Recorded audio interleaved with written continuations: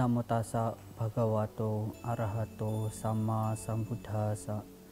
Namo tassa bhagavato arahato sama sambuddhassa. Namo tassa bhagavato arahato sama sambuddhassa. Harta karun berupa kebajikan dengan berdana, bertata susila, dan pencegahan diri dan penahanan diri dari keburukan merupakan pemedaman harta karun yang baik bagi wanita ataupun pria. Nidi Gandha Sutta. Namo Buddhaya, ya permisa, ya TPRI, ya dimanapun Anda berada. Nah, saya Samanera Abhayarato pada kesempatan ini ya akan menyampaikan tema tentang kekayaan spiritual. Nah, jadi saudara dimanapun Anda berada, ya kita ya sebagai manusia yang terlahir di dunia ini, ya pasti yang namanya kita di dalam kehidupan sehari-hari bekerja untuk ya memenuhi kebutuhan hidup, ya dimana tidak hanya di dunia ini kita sibuk dengan mencari kebutuhan hidup, ya berupa kekayaan materi, ya berupa harta benda dan lain sebagainya.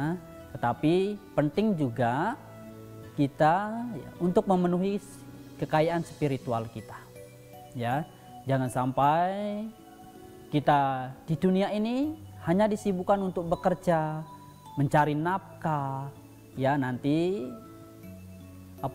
spiritual kita kurang. Karena kalau seandainya kita memiliki harta kekayaan ya yang Anda cari di dalam kehidupan sehari-hari tidak diimbangi dengan kekayaan spiritual, ya maka kekayaan yang didapatkan ini akan digunakan dengan sia-sia, digunakan dengan cara yang kurang baik. Maka penting kekayaan spiritual untuk kita menyeimbangi diri kita, ya bisa mengendalikan diri kita di dalam menggunakan harta kekayaan, ya karena apa yang saudara Anda sekalian cari di dalam kehidupan saat ini berupa kekayaan, harta benda, perhiasan dan lain sebagainya, itu tidak akan kita bawa ketika meninggal. Tetapi apa yang Anda lakukan, perbuat semasa hidup ini, itulah yang akan kita warisi ketika kita meninggal. Ya ketika kita mengalami yang namanya kematian. Ya Bapak Ibu Saudara, pernah tidak melihat bahwasanya orang meninggal bawa rumah, bawa motor, bawa mobil, bawa perhiasan yang dikumpulkan semasa hidup, ya. Nah, berarti itu yang namanya membawa harta benda ketika meninggal. Tetapi bahwa ketika orang meninggal, kecenderungan kita lihat hanya membawa kain kapan, ya, membawa peti mati.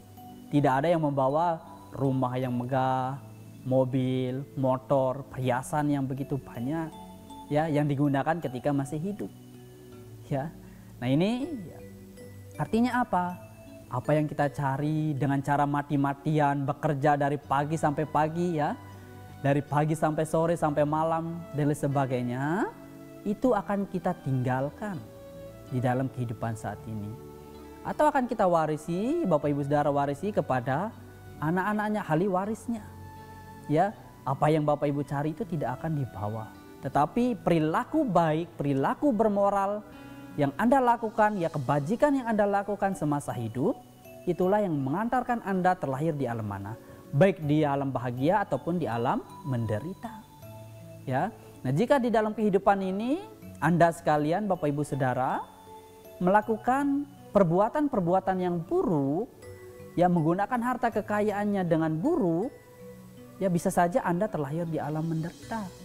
Ya, tetapi jika Anda memiliki kekayaan spiritual, mengendalikan diri, menggunakan harta kekayaannya dengan baik untuk berbuat baik, berdana, melakukan amal dan lain sebagainya, ya, maka itu akan bisa mendorong kita terlahir di alam berbahagia. Ya. Nah, maka ya, tidak sedikit banyak Bapak Ibu Saudara ketika orang bekerja berat, bekerja yang lebih keras, ada yang meninggal. Ya. Disibukkan oleh pekerjaan tetapi lupa untuk mengisi kekayaan spiritual. tidak pernah berbuat baik, tidak pernah ibadah, puja bakti, ya, dan lain sebagainya, tidak mengisi hal-hal demikian yang baik-baik. Tetapi karena kesibukannya untuk mencari nafkah, mengumpulkan harta kekayaan, dia lupa untuk mengumpulkan kekayaan spiritual. Ya, apakah penting kita harus mengimbangi diri kita. Jangan sampai kita hanya sibuk dengan urusan duniawi, tetapi kita harus mendekatkan diri untuk mencari kekayaan spiritual kita.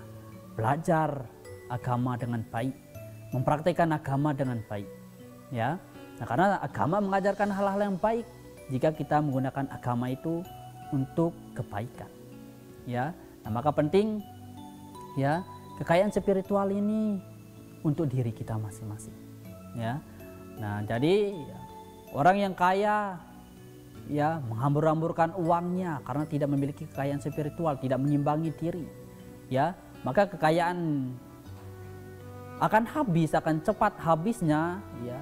Harus menghindari 4 hal, ya. Yang pertama harus menghindari bermain wanita, ya. Jika Anda memiliki kekayaan, harta benda yang Anda kumpulkan semasa hidup, harus menghindari yang pertama ini, ya, menghindari untuk bermain wanita, ya.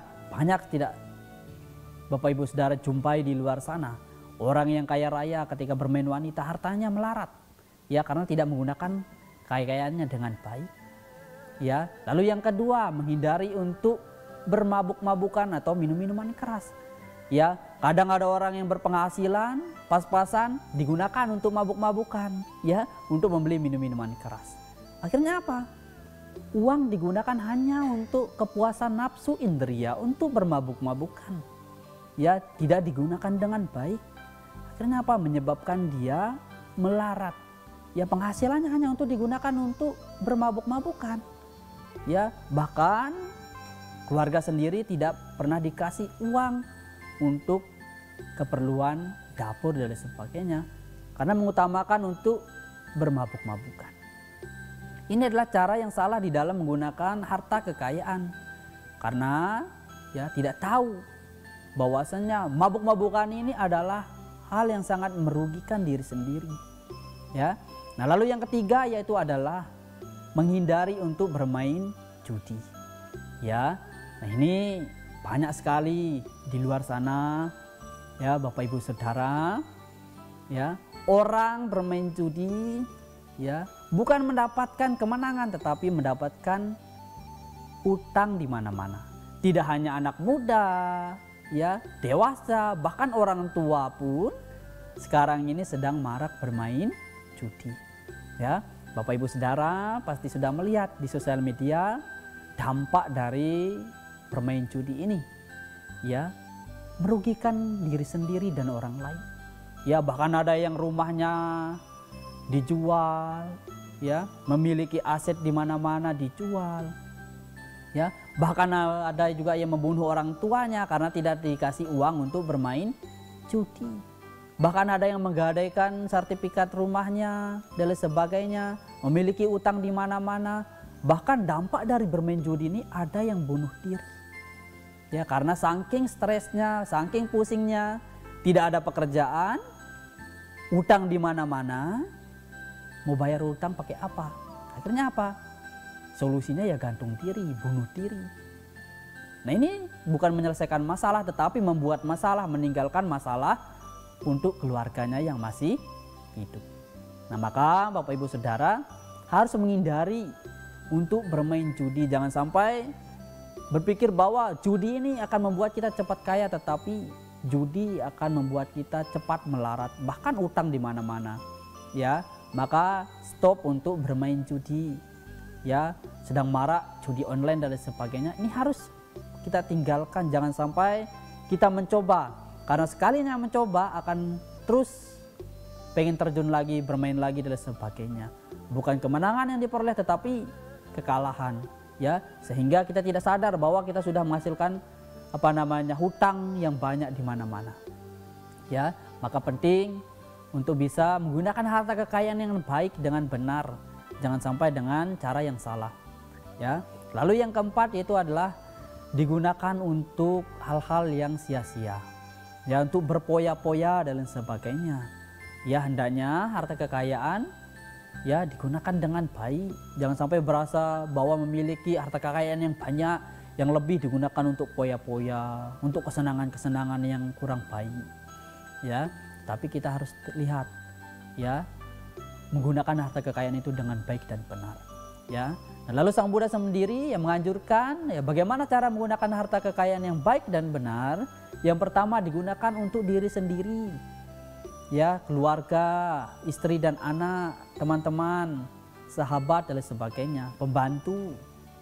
Ya, maka penting penghasilan yang didapatkan ya bisa digunakan untuk diri sendiri, untuk keluarganya, anak-anaknya, diajak liburan, diajak makan di luar dan lain sebagainya, ya, menikmati harta kekayaannya dengan baik. Ya, lalu yang kedua, ya digunakan untuk menghindari bahaya. Ya, nah artinya apa? Ketika ada bencana, gempa bumi, tsunami dan lain sebagainya, kita sudah memiliki tabungan, sudah tidak bingung lagi mau minjam uang di mana, cari uang di mana, karena sudah ada persiapan kita, ada tabungan kita untuk mempersiapkan itu semua. Ya, nah jadi penting untuk menyisihkan sebagian apa yang didapatkan untuk menabung, ya, digunakan ketika ada bencana-bencana atau kebutuhan mendesak. Ya, apalagi ya, sekarang ya, berutang ini sangat susah. Ya, apalagi bunganya sangat banyak dan lain sebagainya. Nah, ini akan merugikan diri kita sendiri. Maka penting penghasilan yang didapatkan harus disisihkan untuk ditabung. Ya, jangan sampai lebih banyak pengeluaran daripada pemasukan. Ya, dapat gajian langsung habis. Ya, nah ini maka perlu disisihkan berapa persen dari penghasilannya untuk ditabung, ya, mempersiapkan itu semua. Jika kita menghadapi kondisi demikian, kita sudah siap, ya, sudah tidak bingung lagi untuk mencari di mana. Ya, nah, lalu yang ketiga digunakan untuk melakukan 5 jenis sajian.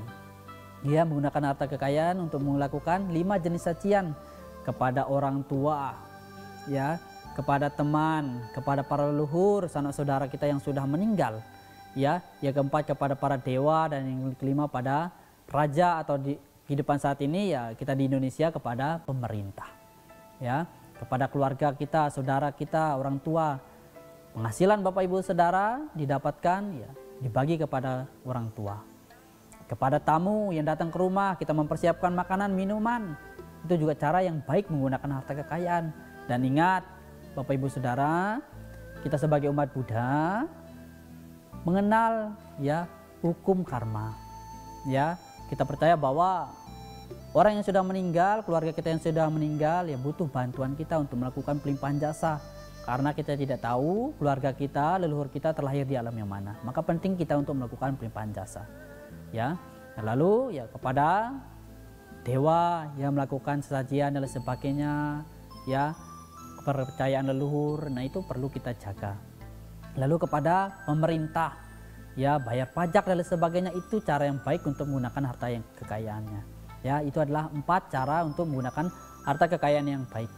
Nah, lalu perlu kita mengisi untuk kekayaan spiritual. Ya, Sang Buddha menjelaskan di dalam Dana Sutta Anguttara Nikaya kelompok 5, Sutta ke-47, ada 5 jenis kekayaan spiritual jika dimiliki ya akan membawa kebahagiaan pada kehidupan saat ini maupun di kehidupan yang akan datang.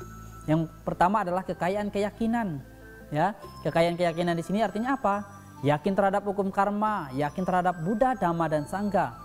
Ya, yakin terhadap hukum sebab akibat, ya, yakin terhadap jalan mulia berunsur 8. Ya, yakin terhadap 4 kebenaran mulia. Ya. Nah, bahwa Bapak Ibu Saudara yang beragama Buddha, kita percaya hukum karma, hukum sebab akibat. Siapa yang menanam kebaikan akan memperoleh kebahagiaan. Siapa yang menanam keburukan akan memperoleh penderitaan. Maka kita mau memperoleh yang mana? Ya, yang baik atau yang buruk? Ya, penderitaan atau kebahagiaan? Nah, itu tergantung dari diri kita sendiri. Seseorang yang memiliki keyakinan takut akan hal-hal demikian untuk melakukan perbuatan buruk.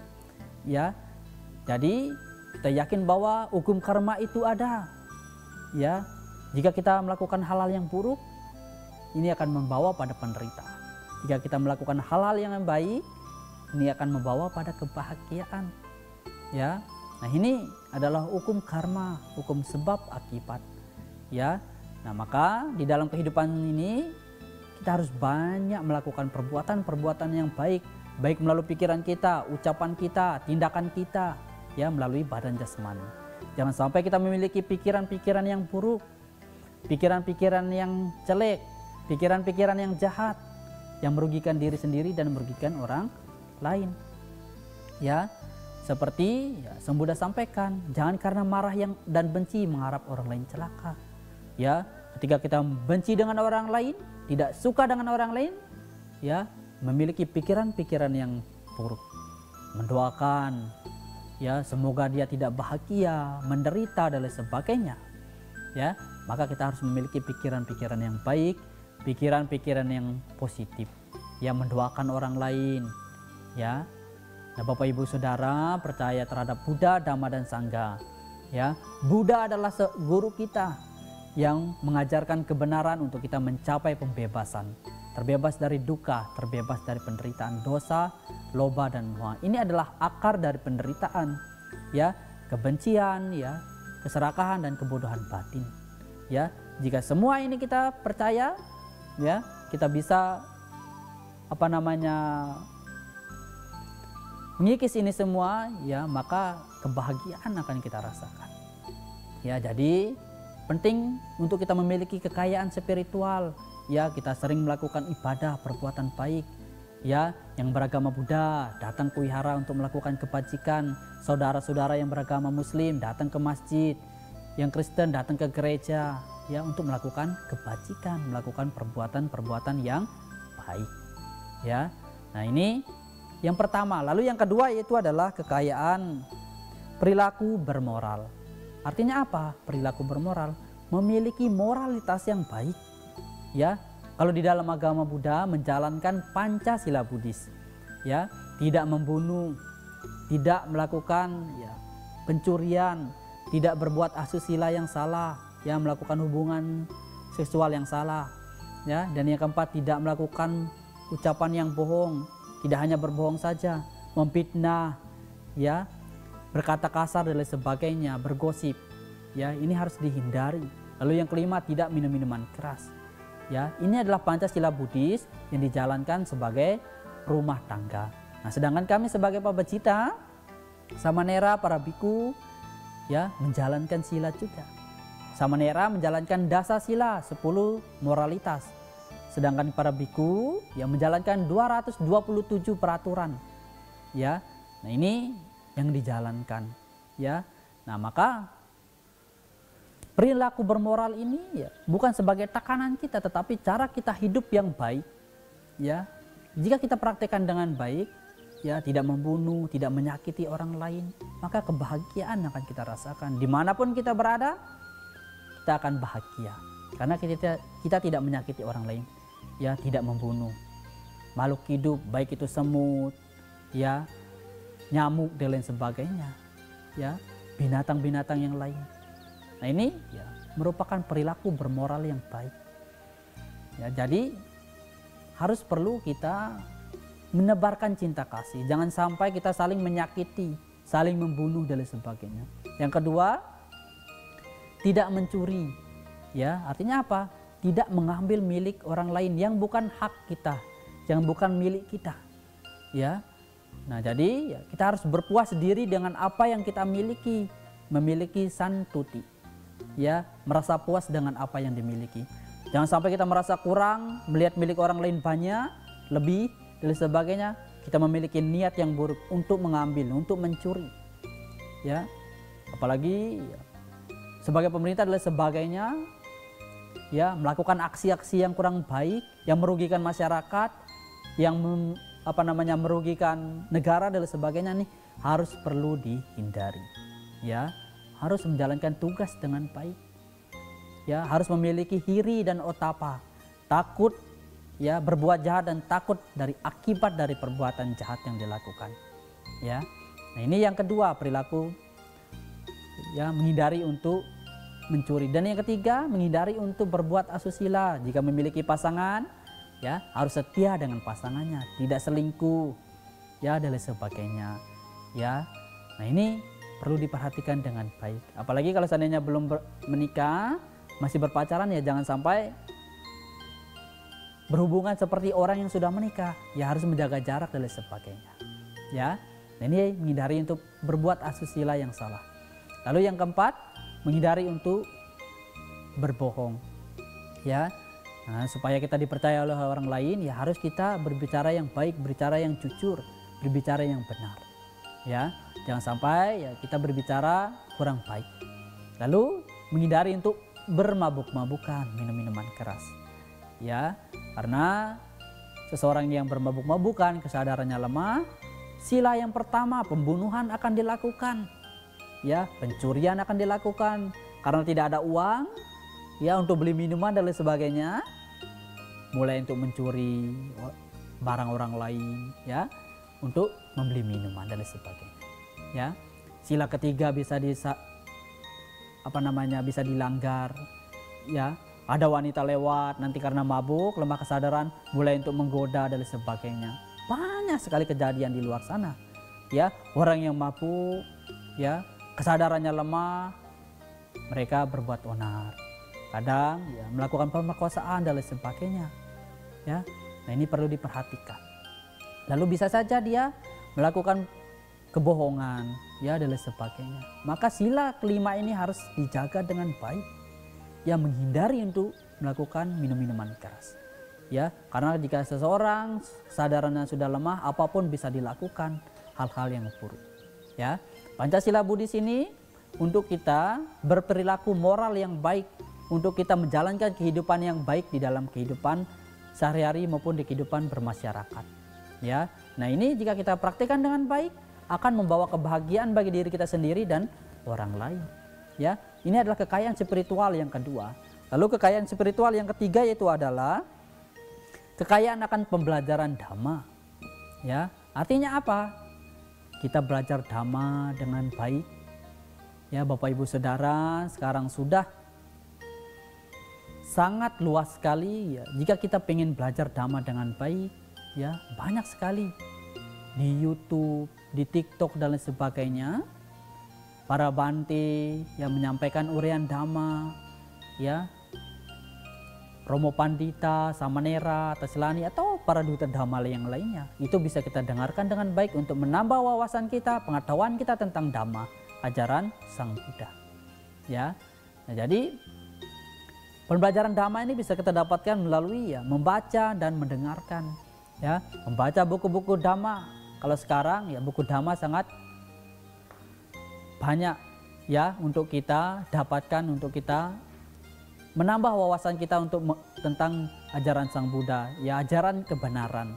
Ya, nah jika kita memiliki pengetahuan Dhamma yang banyak, ya maka tindakan kita juga harus lebih baik. Ya, jangan sampai kita belajar tetapi tidak mempraktekkan dengan baik. Ya, nah ini artinya apa? Tong kosong nyaring bunyinya. Ya, nah maka apa yang dipelajari dipraktikkan dengan baik, ya supaya